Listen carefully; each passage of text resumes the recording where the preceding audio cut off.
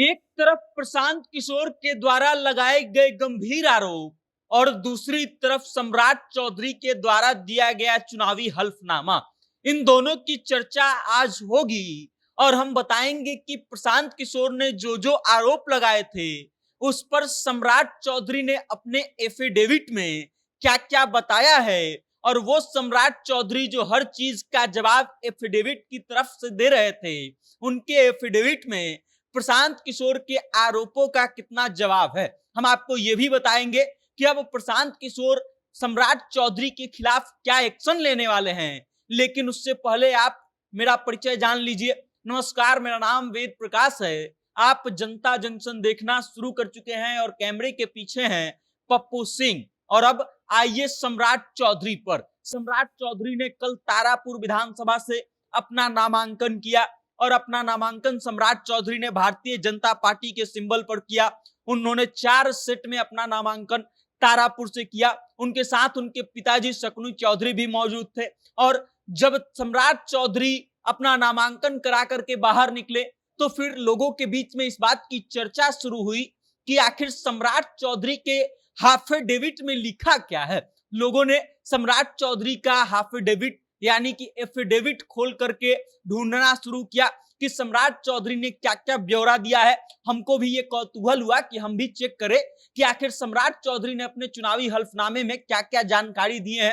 तो पता चलता है कि एजुकेशन को लेकर के प्रशांत किशोर के द्वारा जो सवाल उठाए गए थे, सम्राट चौधरी ने मैट्रिक कब पास किया, इंटर कब किया, इसके बारे में सम्राट चौधरी के एफिडेविट में कोई जानकारी नहीं है। बल्कि सम्राट चौधरी के एफिडेविट में पीएफसी का कोर्स किए हैं वो कामराज यूनिवर्सिटी से, इस बात का जिक्र मिलता है। उसके अलावा एक और चीज का जिक्र मिलता है डी.लिट की, यानी कि डॉक्टरेट ऑफ लिटरेचर का जिक्र मिलता है। और उसके ब्रैकेट में लिखा हुआ है कि ऑनरेरी, मतलब उनको मानद उपाधि जो है डी.लिट की दी गई है यूनिवर्सिटी ऑफ कैलिफोर्निया से। और उसके बाद सम्राट चौधरी को लेकर के प्रशांत किशोर फिर एक बार प्रेस कॉन्फ्रेंस करते हैं और हमलावर दिखते हैं। सम्राट चौधरी के ऊपर प्रशांत किशोर ने जो 6 लोगों की हत्याओं का आरोप लगाया था, उसके बारे में भी सम्राट चौधरी के एफिडेविट में कोई जानकारी नहीं मिलती है। सम्राट चौधरी ये दिखाते हैं कि उनके ऊपर 2 केसेस दर्ज हैं और वो आचार संहिता के उल्लंघन का केसेस दर्ज है।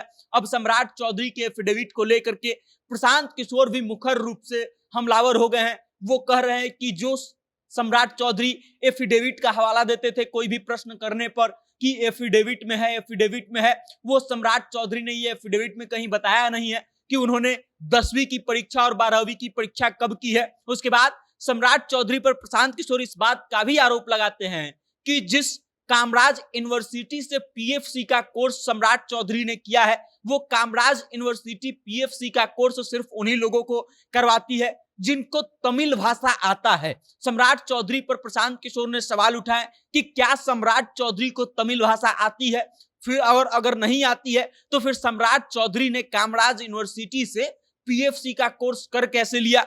उसके बाद सम्राट चौधरी के ऊपर प्रशांत किशोर इस बात का भी आरोप लगाते हैं कि जिस हत्या के आरोप में सम्राट चौधरी जेल में थे और उन्होंने नाबालिग होने का सर्टिफिकेट लगा करके बाहर निकले थे, उसके बारे में कोई जानकारी जो है वो दी नहीं गई है। अब ये हो सकता है कि सम्राट चौधरी को कोर्ट ने उस मामले में बरी कर दिया हो, तो हो सकता है कि सम्राट चौधरी इस चीज को ना डाले हो।